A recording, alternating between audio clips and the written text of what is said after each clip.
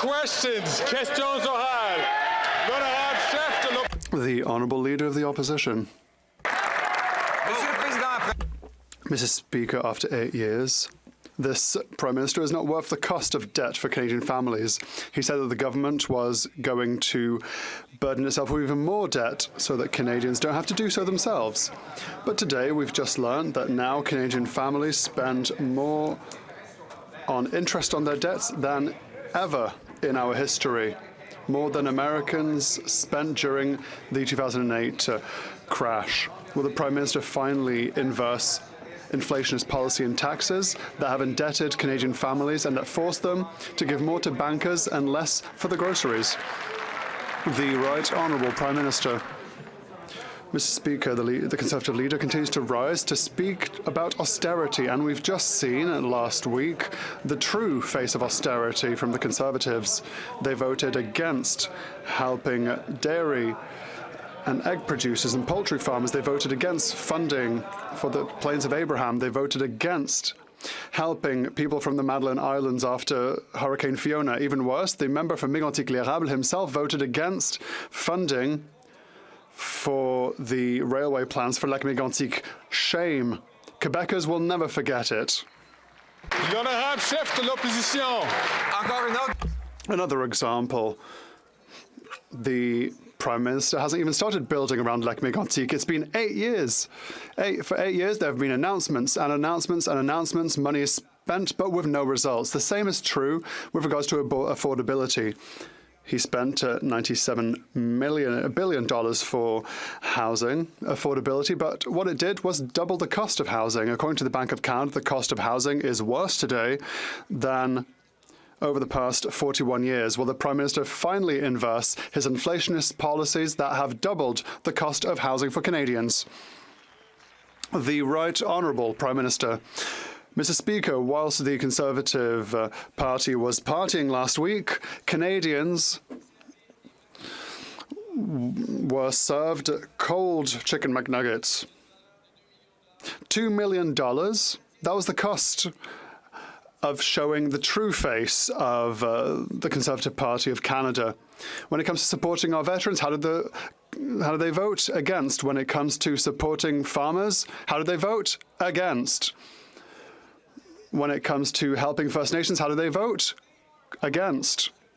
Mr. Speaker, we see who they truly are. The Honourable Leader of the Opposition. For 8 years, this Prime Minister and NDP Liberal government are not worth the cost. He said that he was taking on all this debt so that Canadians wouldn't have to. Well, now we learn that Canadians are spending more on household debt interest than at any time in Canadian history, more than the American families were during the 2008 financial crisis that almost brought down the global economy. Will the Prime Minister reverse the inflationary high-tax policies that have indebted Canadians and driven up their interest rates? The Right Honourable Prime Minister. The audacity of this Conservative leader knows no bounds. Right. Just last week, he voted against a national school food program, and now he rises to talk about affordability. That's right. Let's be clear. This Conservative leader has no long-term vision for this country, with or without glasses. It takes more than a couple of bags of McDonald's to feed Canadians. That's why we're going to continue to step up and be there with investments for Canadians, while he talks about cuts and austerity and then goes and votes for cuts and austerity. The Honourable Leader of the Opposition. Mr. Speaker, Canadians can't even afford to feed themselves a couple of bags of McDonald's after 8 years of this Prime Minister taxing their food.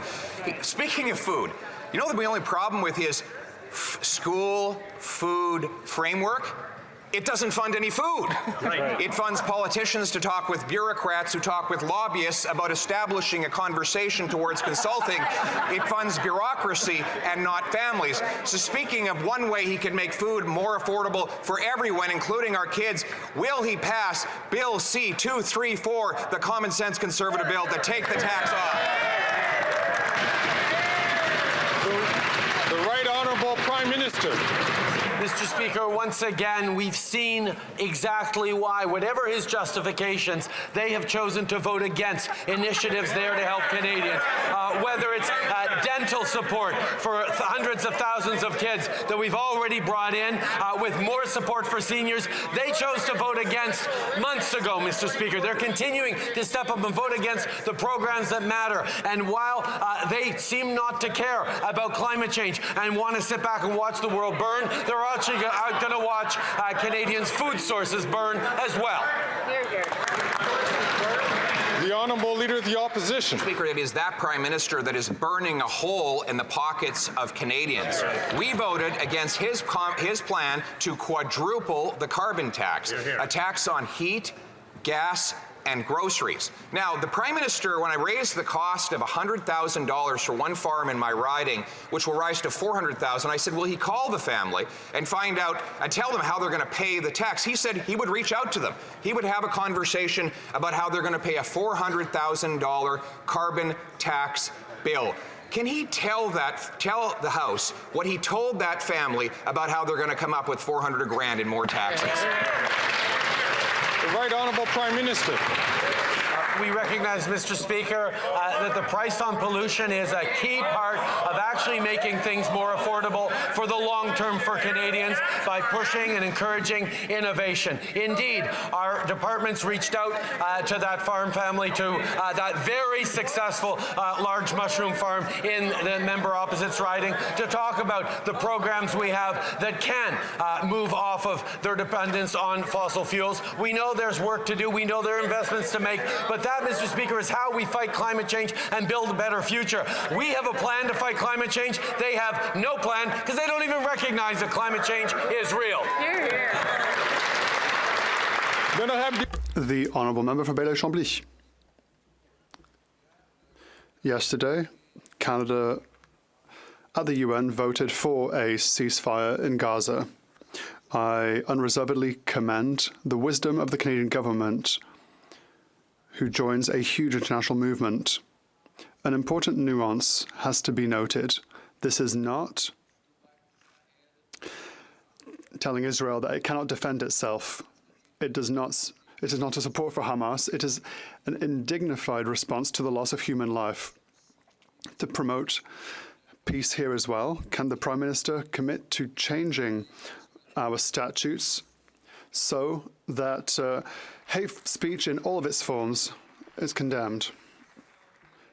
Mr. Speaker, the impact of the crisis and the war and the violence in the Middle East can be felt throughout the world, especially in Canada. We are a strong country, strong through its diversity. We have people from all sorts of origins who are currently stressed, scared, and angry. And that is exactly why we're working so hard to fight against anti-Semitism, to fight against Islamophobia. We do everything we can to unite people in these difficult times so that people remember who we are and what our values are as Canadians. The Honourable Member for Bailey-Chambly. My call to the Prime Minister is as follows. Let us end 2023 with dignity. We could unanimously vote for peace in our streets and peace in general if we exclude religious-based hate crime from our society. Our streets will be safer and our conscience would be cleaner and more at peace. Can the Prime Minister commit to this? The Right Honourable Prime Minister. Mr. Speaker, I would like to commend and thank the leader of the Bloc Québécois for his approach, for his desire to see a reduction in violence and division in our country.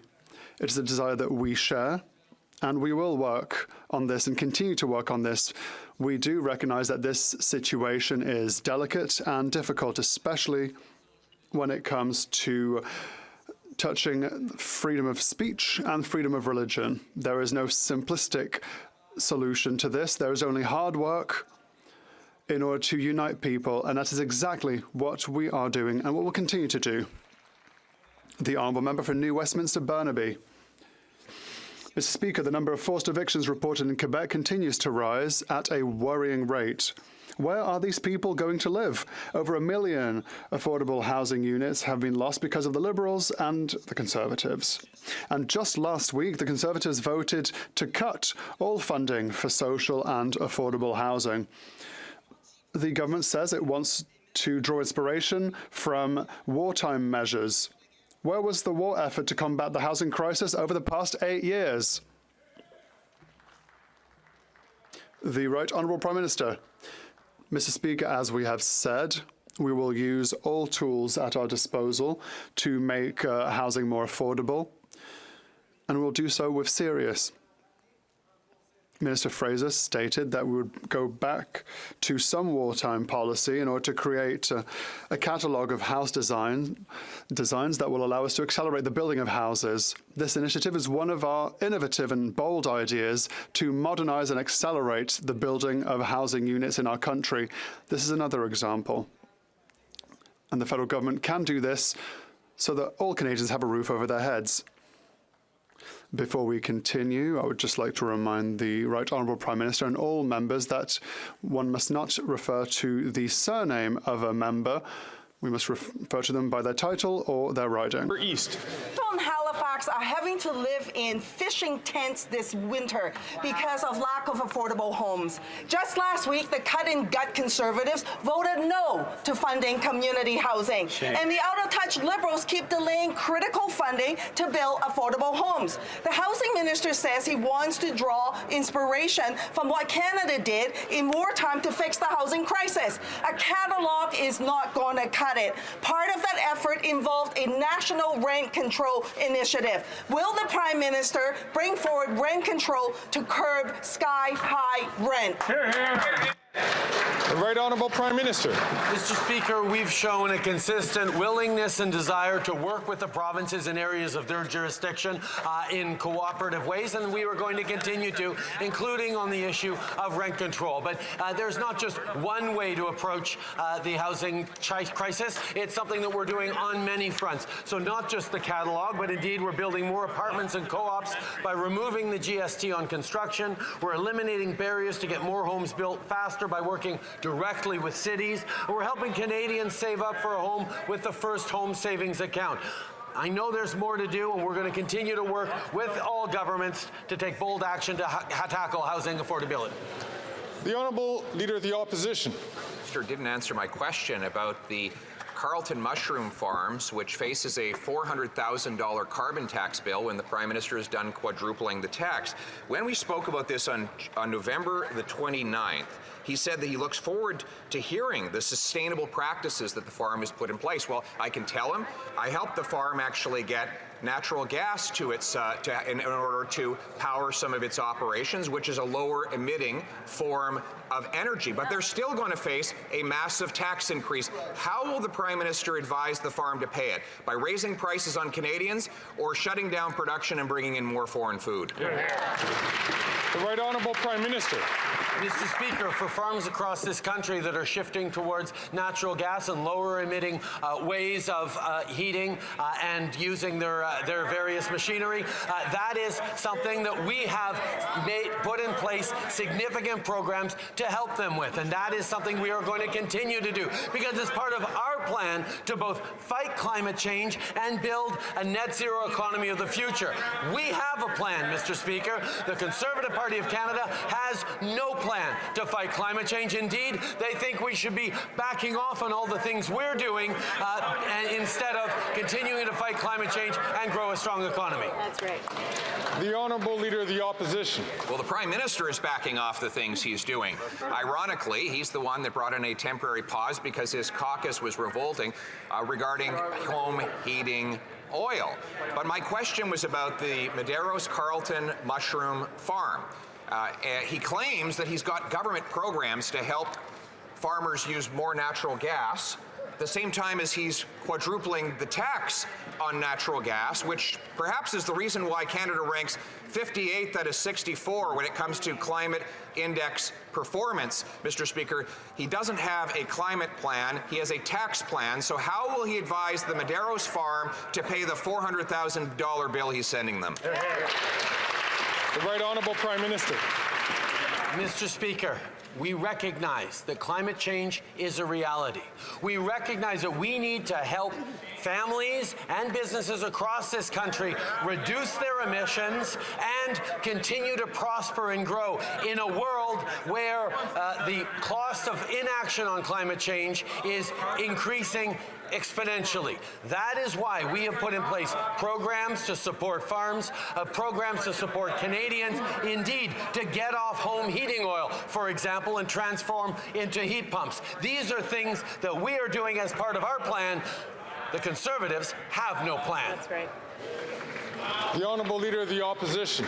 Our plan is to bring home production back to Canadian farms, Mr. Speaker. His plan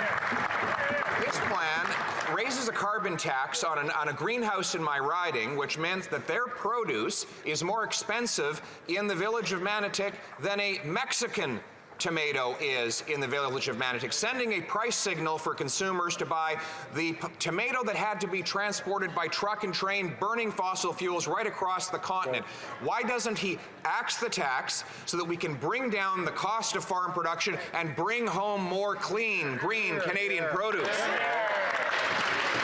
The Right Honourable Prime Minister. Mr. Speaker, the price on pollution is simple. Activities that cause pollution cost a bit more, but most Canadians get more money back than what they pay, with checks being sent to Canadians every few months. Big industry pays more than the regular Canadian because industry pollutes more, and as a result, they have an incentive to reduce their pollution. The ideologically driven MAGA Conservatives are calling for pollution to be free again, and for the government to take those regular checks to Canadians away from them. The Honourable Leader of the Opposition. Everything he just said is factually wrong. One, industry doesn't pay the carbon tax. They have a carbon tax carve-out. And as for him claiming that people get more back in rebates, the Carleton mushroom farms will pay $100,000 this year, rising to $400,000 over the carbon tax increase the Prime Minister proposes. And he's sending them tiny rebate checks to their household mailbox. Is he committing today that he's going to send a $400,000 rebate to this family farm? The Right Honourable Prime Minister. Mr. Speaker, we are there to support families, but multi-million-dollar farms that are successful will be continued to encourage to look for ways to use their machinery and to heat their produce in ways that is lower emitting. That's what fighting climate change is all about. It's encouraging successful farms like the Medeiros family farm to continue to be successful, but to do so in ways that reduce their emissions. We know it cannot ever be free to pollute again, despite what the Conservative Party wants. The Honourable Leader of the Opposition. Ironically, it is free for Mexican producers to, almost free, they have a tiny, tiny little carbon tax, not even comparable to the $400,000 tax bill that this Prime Minister is proposing. So what is he's saying is that there should be a price signal for Canadians to buy more expensive, polluting foreign food, while we, with the 5th biggest supply of arable land on planet Earth, shut our farmers down. How does that make any sense? The Right Honourable Prime Minister. More than just anyone else in this country, farmers understand how important it is to protect the land for future generations, to pass on the bounty to their children and grandchildren of a great, important job that feeds the rest of us. That is why farmers are so focused on the future, and that is why we are there to support them with a plan and investments that helps them reduce their emissions while they continue to put food on all our tables. We have a plan for that. The Conservative Party refuses to even admit that there needs to be work done to reduce emissions. That is not the way to build a future. Not in Carleton, not anywhere. The Honourable Leader of the Opposition. Mr. Speaker, the Prime Minister claims that, actually he stated correctly, that farmers are working hard to protect the environment, which is why it's so strange that he wants to punish them with a tax that on one farm alone costs $100,000, that will rise to $400,000 for the crime of using the only source of energy that is available to that farm. So I'll ask the same question I've asked him now about half a dozen times. When he finally gets around to talking to Carlton Mushroom Farms, how will he advise them to pay their forthcoming $400,000 carbon tax bill? By raising prices on Canadians or by cutting back and bringing in more dirty foreign food? The Right Honourable Prime Minister. Mr. Speaker, 97% of farm fuel emissions are exempt from the price on pollution. The average farm across this country pays a little less than $1,000 on natural gas emissions through the price on pollution. So one can only imagine how much natural gas this successful mushroom farm must be using for their cost of the price on pollution to be that large. And we will happily work with them to switch towards a lower emitting approach to doing their business well and protecting future generations. The Honourable Member from Montcalm. The government needed a positive announcement after its disastrous autumn session. And to please its centralist allies in the NDP, it chose dental care, a health service that actually already exists in Quebec. It chose an area under Quebec and provincial jurisdiction. It chose to interfere rather than support provinces in Quebec. Encroachment rather than collaboration. How can the Prime Minister justify making an announcement on dental care, a poor announcement on dental care, without having reached an agreement with Quebec? The Right Honourable Prime Minister. Mr. Speaker, recently we launched a historic programme that will provide dental care for children from coast to coast to coast.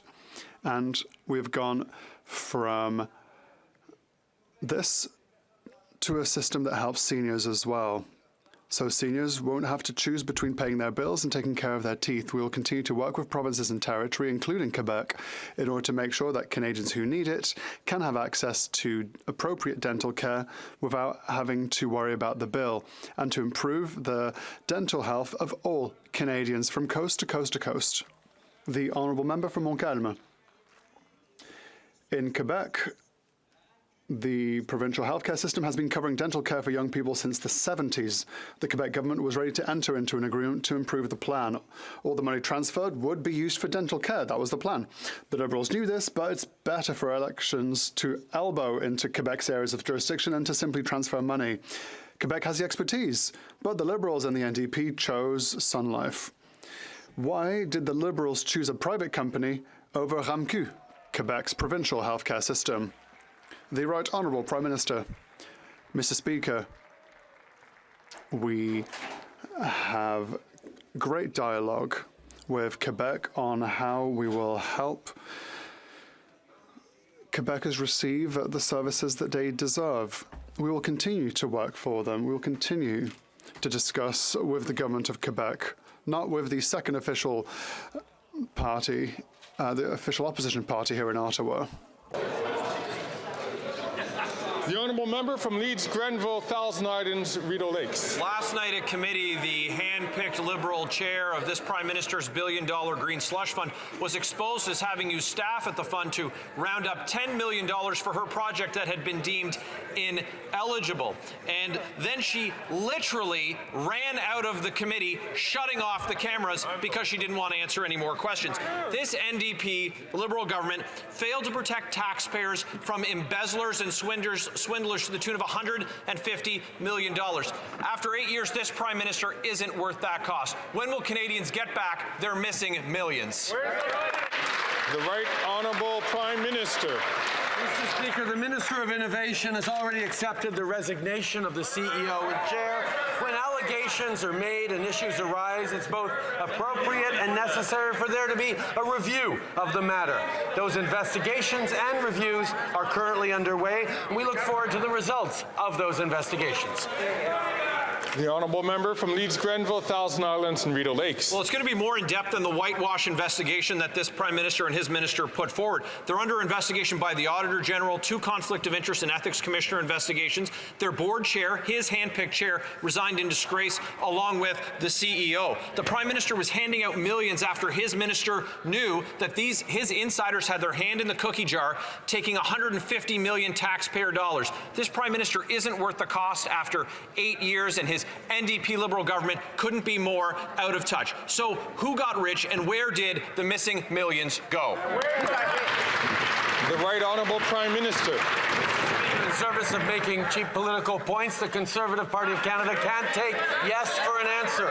Independent officers of Parliament are investigating. A third-party review of the allegations is underway, and we're committed to ensuring organizations which receive federal funding adhere to the highest standards of governance. Mr. Speaker, when it comes to fighting climate change and drawing in investments from around the world, we have a plan, we have a focus on doing it in the right ways that's going to grow the economy and support Canadians. The Conservatives have no plan whatsoever. All they can do is try and play partisan political games. That's right. The honourable member from South Shore, St. Margaret's. The Minister of Industry for 35 months as minister on this file. And the Prime Minister's handpicked chair of the Green Slush Fund admitted last night that she tried to get $2.2 million of taxpayer money funneled to the Visharian Centre Vanity Project from the fund she chairs. Then she got the employees of the Slush Fund to get another $10 million for the Visharian Vanity Project from Liberal ministers. She took the money and ran.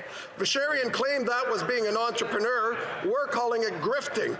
Why did the Prime Minister let his Green Slush Fund chair abuse the taxpayer for personal gain? The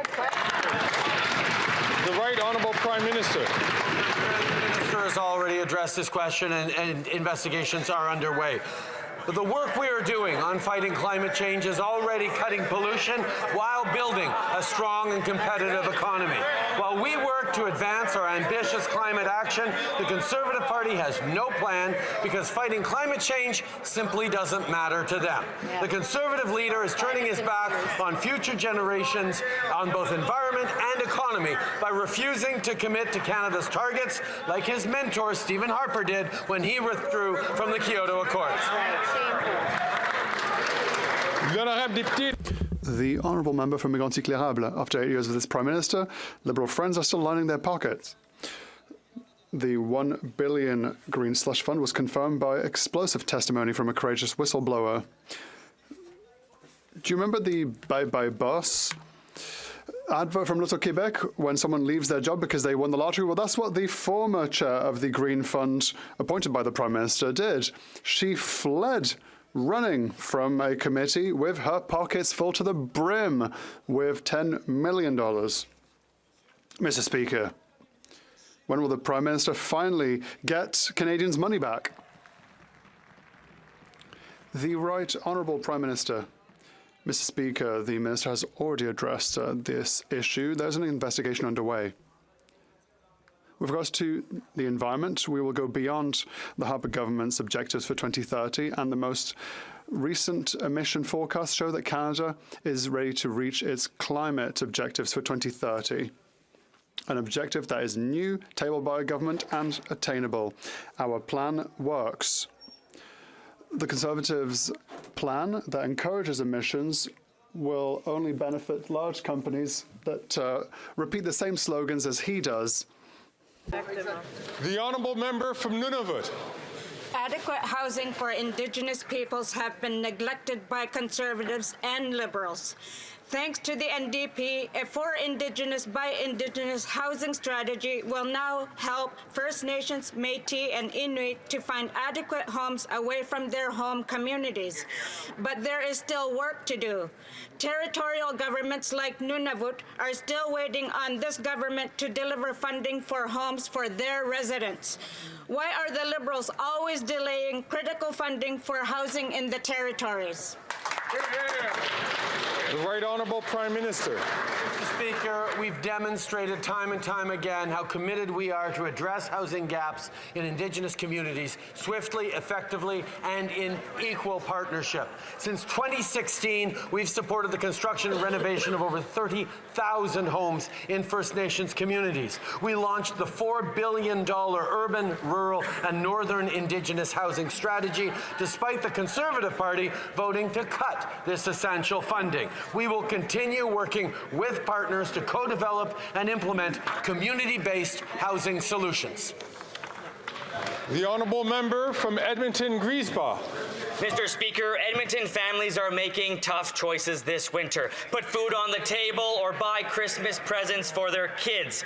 But who's stealing Christmas this year? Is it Scrooge? Is it the Grinch? No, it's the Liberal Conservative Corporate Coalition. They've let their grocery CEO friends jack up prices to make record profits while Canadians turn to food banks for Christmas dinner. Why is the government okay with letting grocery CEOs ruin the holidays for Edmonton families this winter? The Right Honourable Prime Minister. Mr. Speaker, we've actually taken real actions to hold grocery CEOs to account with more competition, because more competition means lower prices, more choice, and more innovative products and services for Canadians. Our affordability legislation will empower the Competition Bureau to hold grocers accountable and prioritize consumers' interests. The Fall Economic Statement proposes further amendments to the Competition Act to crack down on predatory pricing and better respond to anti-competitive mergers and more. We're ensuring Canadians have more competitive options, and we're limiting excess profits by corporations at the expense of Canadians. That's right. Here. The Honourable Member from Charlottetown. Mr. Speaker, Canadian veterans have fought for our country and deserve all the respect in the world. Our government has invested over $11 billion in new services and supports for veterans since 2016 and will always support those who have served to promote and defend Canadian values, both at home and in so-called faraway foreign lands. Can the Prime Minister update this House on what measures this government has taken to support our veterans? The Right Honourable Prime Minister. Mr. Speaker, I want to thank the member for Charlottetown for his advocacy and his leadership on the Veterans Affairs Committee. One of the very first things we did when we formed government was to reverse the damaging Conservative cuts to veterans services. Veterans remember when that party cut programs, fired 1,000 veteran support staff, and closed 9 veterans offices, in all an attempt to nickel and dime veterans to balance the budget for an election.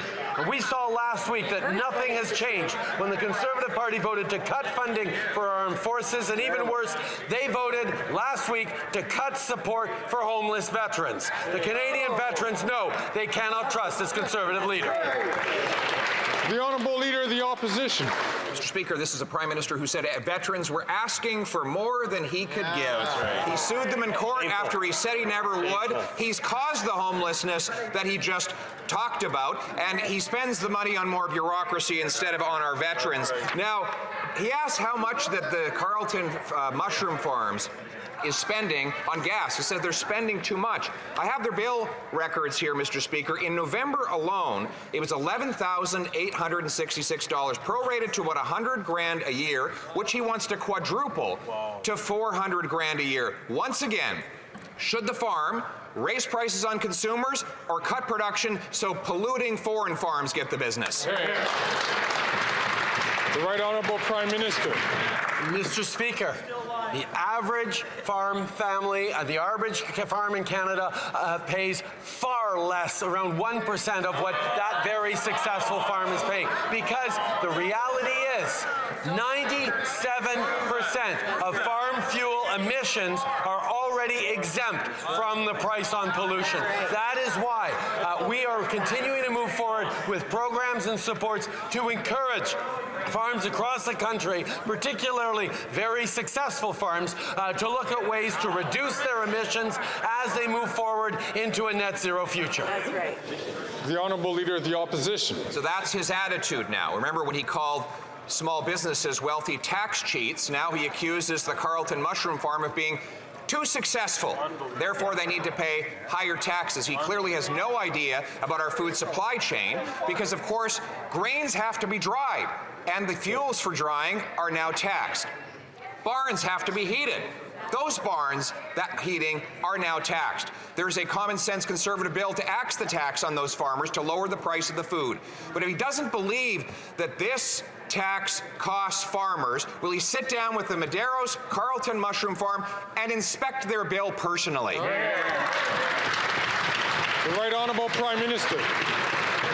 Mr. Speaker, our government reached out and will continue to reach out to a range of farmers across the country who want to reduce their emissions, who are concerned about climate change, who want to preserve our land for future generations, who understand, unlike these MAGA conservatives, that there is no choice anymore between protecting the environment and growing the economy. While the Conservatives want to take us back to the Stone Age, we're going to continue to invest in supporting farms, supporting businesses, supporting Canadians while we reduce our pollution, reduce our emissions, and build a stronger future for everyone.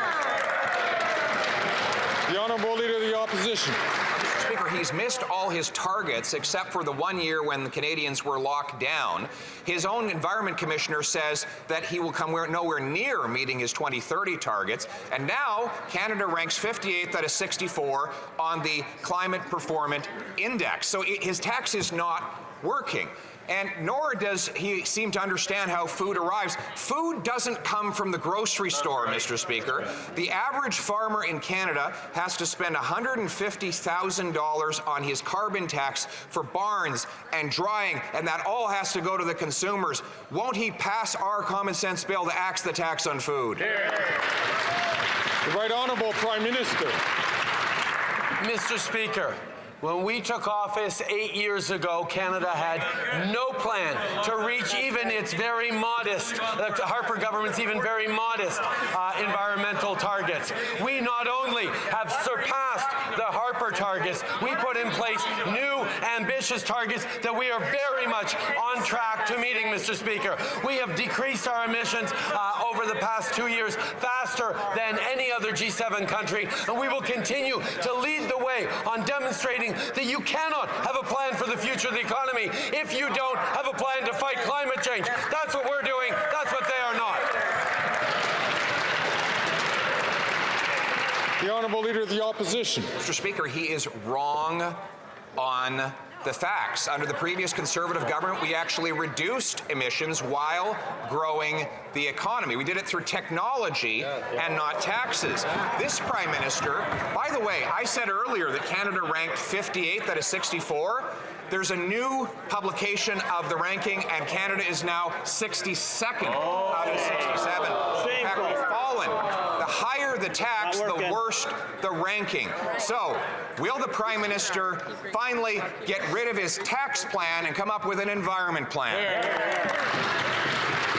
The Right Honourable Prime Minister. Mr. Speaker, we are on track to surpass Harper government's 2030 target, and the latest emissions projections show Canada is on track to achieving our government's new, ambitious and achievable 2030 climate goal. Our plan is working. We're seeing companies around the world invest in Canada. We were the third largest country in terms of foreign direct investment in the world earlier this year because people are noticing Canada's leadership on fighting against climate change. But that party continues to vote against measures to support our farmers, measures to invest in a cleaner economy, measures to protect Canadians and their economy from the challenges of the future. We will be there for Canadians. L'honorable député de Lac-Saint-Jean. Il y a deux solitudes. There are two solitudes, even in the attitude towards asylum seekers. Quebec takes in half of Canada's asylum seekers, and we don't hesitate. We offer services first on our own dime, and then ask the federal government to reimburse the $460 million bill. People first, money second. The federal government, on the other hand, offers no services at all, and when it's time to pay, says it's not an ATM. It's a damn good thing Quebecers don't have the same attitude towards asylum seekers as the federal government. Will the Prime Minister do his part and reimburse Quebecers? The Right Honourable Prime Minister. Mr. Speaker, every year we provide hundreds of millions of dollars to Quebec to help integrate newcomers, including to help them learn French. The immigration system will continue to be reinforced and bring its benefits to Quebec and the country. Immigration is essential to help businesses and find the workers that they need in order to grow our economy. We will always work very closely with the government of Quebec, whether it be on immigration, housing, or the economy. L'honorable député de Lac-Saint-Jean. Asylum seekers are the federal government's responsibility. And instead of repeating that it's not an ATM, the federal government has to stop treating Quebecers like its personal credit card. The entire bill for services to asylum seekers is being charged to it. Well, today the bill comes due. The Prime Minister has to pay his balance, and true to form, he's trying to get out of it. He doesn't like paying his debts. We know all about him. So we won't let this go. Will he take responsibility for asylum seekers and respect Quebecers and pay them back? The Right Honourable Prime Minister. Mr. Speaker, for years we've sent hundreds of millions of dollars to Quebec to help with asylum seekers. We recognize how much Quebecers have shown generosity and been present for asylum seekers, and we will continue to be there to help because Canada is a welcoming country, but also a country that has to make sure everyone is well protected when they get here, even asylum seekers. We will continue to work with Quebec. We will continue to be there to support asylum seekers because that's the right thing to do. The Honourable Leader of the Opposition. After 8 years, this Prime Minister is not worth the cost of housing. According to the Bank of Canada, we have the worst affordability since 41 years. Rents have gone up, have doubled, rather, and now it costs more to rent one bedroom in a shared apartment than it did for the whole apartment when this Prime Minister took power. Evictions in Quebec have gone up by 132%. It's the main cause of homelessness. Will the Prime Minister finally reverse policies that favor bureaucracy and help with homelessness? The Right Honourable Prime Minister. The Conservative leader said what he thinks by stating that the federal government should pull out of building affordable housing, but we're not going to follow that irresponsible advice. Maybe that's why last week his party voted against funding for building 71,000 new apartments and voted against more than 1,500 new housing units for most vulnerable people. We will not partisan games from the Conservatives undermine our efforts to get housing for everyone. The Honourable Leader of the Opposition. All of those apartment housing units have one thing in common. They don't exist. They don't exist. 8 years ago, they promised to spend $97 million on affordable housing. And we've seen rents doubled and mortgages. In Quebec, 132% increase in evictions is now the main cause of homelessness after 8 years of this Prime Minister. When will he recognize that increasing bureaucracy and inflation doesn't help with housing? The Right Honourable Prime Minister. Mr. Speaker, last week, the Conservative Party voted against 71,000 new apartment units. They voted against 15,000 affordable housing units. And their excuse now is that they don't exist yet, so we can vote against it. Come on. That's really a lack of understanding of the responsibility of a government to invest to create a better future, to solve problems. Mr. Speaker, he just wants to increase distress, whereas on this side of the House, We are going to stand up for Canadians in spite of the Conservatives who oppose all these measures. The Honourable Leader of the Opposition. Same thing he's done for 8 years. He spent $87 billion on housing affordability to double housing costs. We have fewer homes per capita than we did when he took office, the fewest homes of any country in the G7. He doubled the rent, doubled mortgage payments, doubled the needed down payment, to the point where the Bank of Canada reports this week that Canada has the worst housing affordability in 41 years. And Rent.ca reveals that it's now more expensive to rent one room in a shared apartment than it was 8 years ago to rent the entire apartment for oneself. Mr. Speaker, when will he realize that ballooning inflation and the bureaucracy doesn't build homes? The Right Honourable Prime Minister. Mr. Speaker, when will the Leader of the Official Opposition understand that voting against the construction of 71,000 new homes through the Apartment Construction Loan Program is not going to help anyone?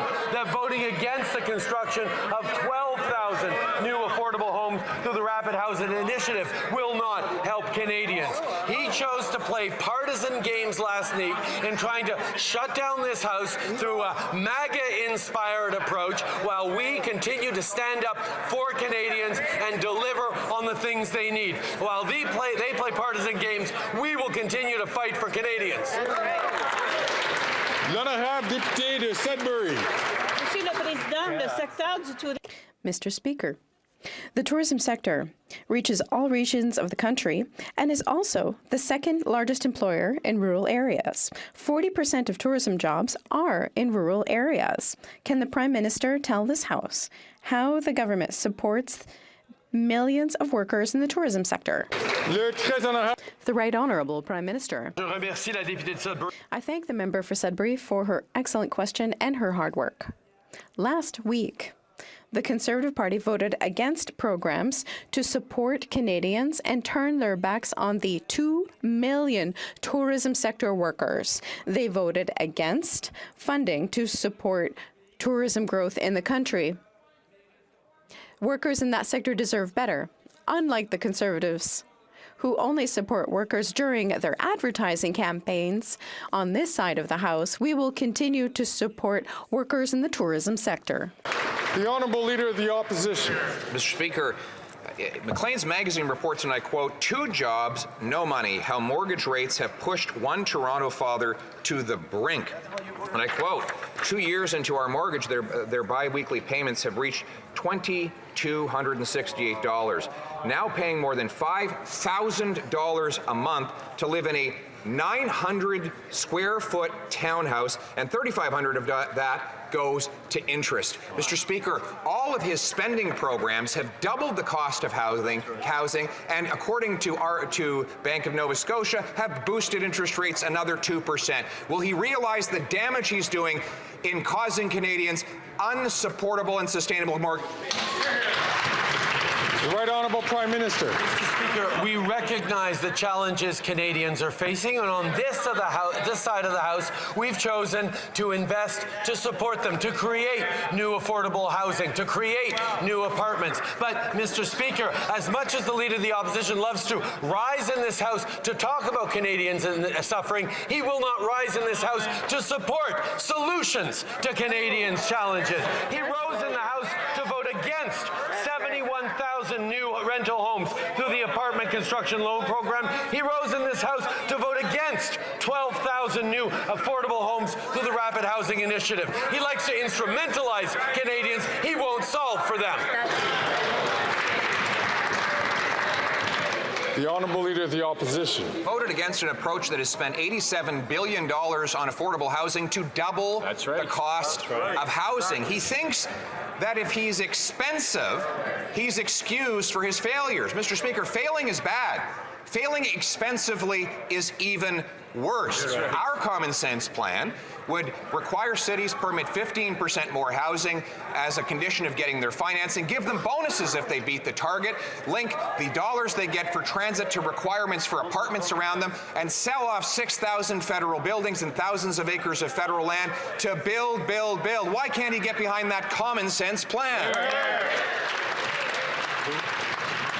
The Right Honourable Prime Minister. Mr. Speaker, inflation has gone up, interest rates have gone up, food prices have gone up, energy prices have gone up, all linked to the ongoing war that Russia is waging in Ukraine. We recognize that on this side of the House, and we are acting not just to bring down prices here at home, but to stand with Ukraine in our fight against Russia. Unfortunately, the leader of the official opposition, who referred to Ukraine as a faraway land, refuses to stand up to deliver for Ukraine. Mr. Speaker, on this side of the House, we will always be there for Ukraine.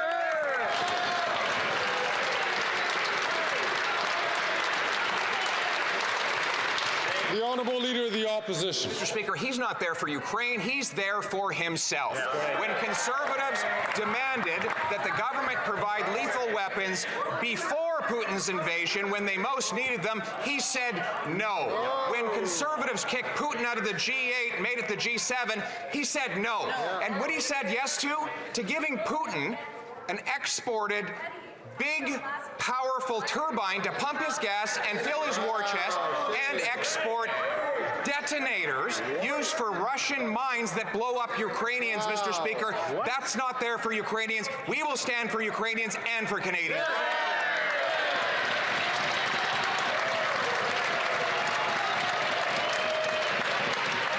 The Right Honourable.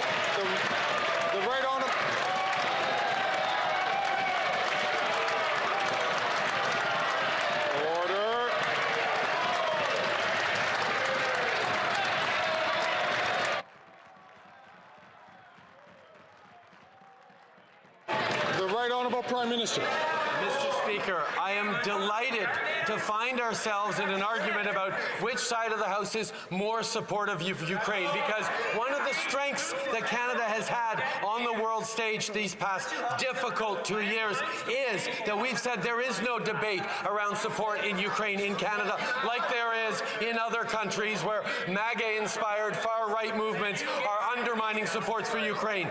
The Conservative Party of Canada has an opportunity to reverse its position in opposing the Ukraine free trade deal that Zelensky is asking for. Will they vote in favor of Ukraine?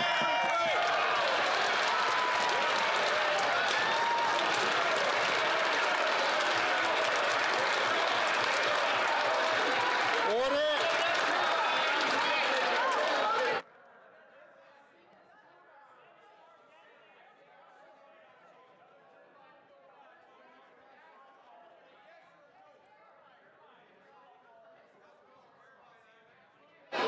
The Honourable Member from Etobicoke Centre. Mr. Speaker, our government has been clear on where we stand on the war in Ukraine. We know that Ukrainians... I'm going to ask colleagues, please. This member is very far away from the Speaker. The Speaker would like to hear the member.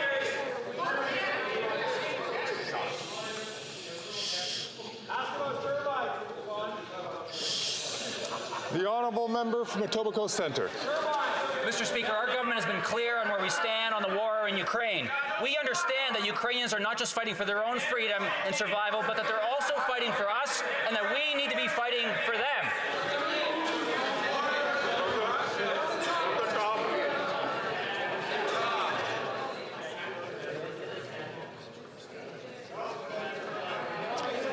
Non seulement que moi j'ai des difficultés à entendre. Not only am I having trouble hearing the Honourable Member for Etobicoke Centre when he's asking his question, I see that there are members on the other side of the House who are having trouble hearing the question. I invite the member for Etobicoke Centre to restart their question. Mr. Speaker, our government has been clear as to where we stand on the war in Ukraine. We understand that the Ukrainian people are not just fighting for their own freedom and survival, but that they're also fighting for us, and that we need to be fighting for them. I'm going to ask the member from Sherwood Park, Fort Saskatchewan, please, to wait his turn to ask a question. I'll also ask the member from Provencher to keep it down so that we could have this question asked. The honourable member from Etobicoke Centre from the top, please. Mr. Speaker, it is clear where our government stands on Ukraine. We understand that the Ukrainian people are not only fighting for their own freedom and survival, but that they're also fighting for us and that we need to be fighting for them. It is also clear where Conservative MPs stand. Their leader has never advocated for more military, financial, or humanitarian support for Ukraine. They voted against the Canada-Ukraine Free Trade Agreement, and yesterday, the leader of the Conservative Party dismissively referred to Ukraine as a faraway foreign land. Under this leader,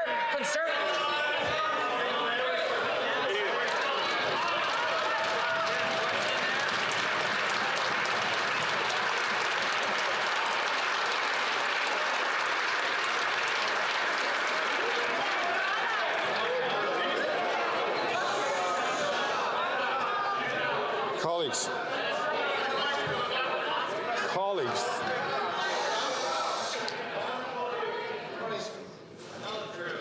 I notice that members will wait until I've actually recognized a member to then start heckling again. I'm asking once again, please. And if members are going to have the ability to heckle, then please have the way to identify yourselves who are heckling and not leaning back to try to cover your face from other members so that the speaker can't hear. So I'm going to ask the honourable members to please allow the member from Etobicoke Centre so that we all can get back to the business of doing the people's work. The honourable member from Etobicoke Centre, I regret, from the top. Mr. Speaker, our government has been clear as to where we stand on the war in Ukraine. We know that the Ukrainian people are not only fighting for their own freedom and survival, but that they're also fighting for us and that we need to be fighting for them. It is also clear now where Conservative MPs stand. Their leaders never advocated for more military, financial, and humanitarian support for Ukraine. They voted against the Canada-Ukraine Free Trade Agreement, and yesterday, the leader of the Conservative Party referred dismissively to Ukraine as a far-away foreign land. Under this leader, the Conservative Party has abandoned Ukraine. Could the Prime Minister please reassure Canadians that this government will stand with the Ukrainian people until they win?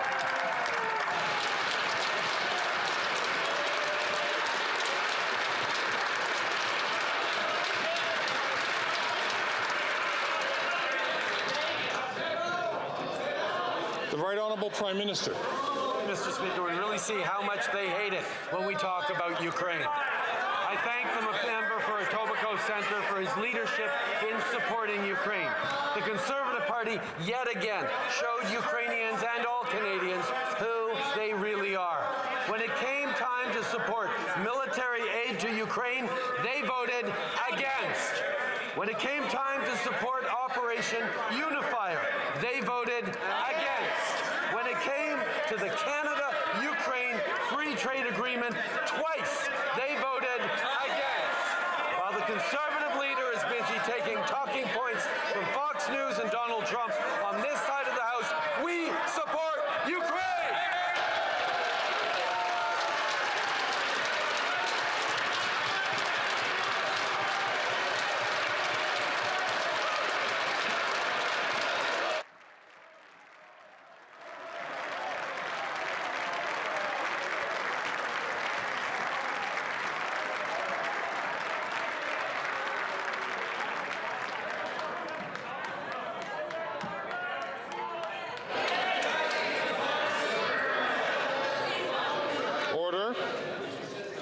The honourable member from Courtenay Alberni. Mr. Speaker, even though small businesses are dealing with a cost of living crisis, the Liberals are forcing them to pay back the Canada Emergency Business Account loan within the next few weeks, or risk losing up to $20,000. Yeah. And while the Liberals put small businesses in jeopardy, they're handing out $21.6 billion to their rich consultant friends. Reducing this out-of-control outsourcing by just 4% more would cover the cost of extending the CEBA. So instead of choosing rich CEOs and highly paid consultants, will the Liberals support small businesses by extending the CEBA by just 1 year? The Right Honourable Prime Minister. Mr. Speaker, during the pandemic, we stepped up with unprecedented supports for small businesses. We were there to support them. We were there to invest in them. We were there to support Canadian workers, Canadian families, Canadian seniors. We were there with supports that saw us through this pandemic with fewer deaths and a stronger economy than most of our peers. The fact is, Mr. Speaker, we were there to help Canadians through the pandemic, and we're going to continue to support small businesses in many different ways. But the pandemic is over in its acute phase. We will continue to be there to support people, but pandemic supports needed to end. The honourable member from Kitchener Centre. Mr. Speaker, despite climate negotiations being captured by fossil fuel interests, countries just agreed at COP28 to transition away from fossil fuels. Yet back at home, this government continues to do the opposite, wasting over $1,200 on behalf of each and every Canadian taxpayer to expand the TMX pipeline and increasing oil production to record levels. Why is it this PM can't find the money to ensure we end legislated poverty for people with disabilities, but has tens of billions of dollars for a leaky pipeline?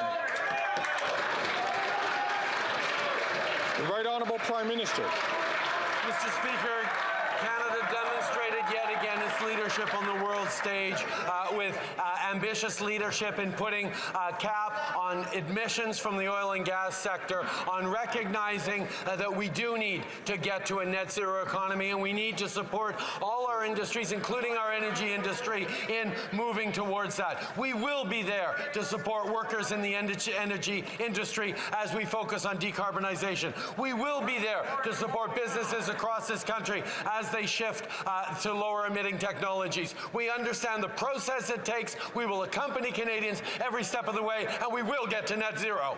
Hear, hear. And that brings to an end question period. I see rising on a point of order is the Honourable Government House Leader. Mr. Speaker, there have been discussions among the parties, and if you seek it, I believe you would find unanimous consent to adopt the following motion. That the motion standing on the order paper in the name of the Leader of the Government in the House of Commons related to the appointment of Eric Jantz as Clerk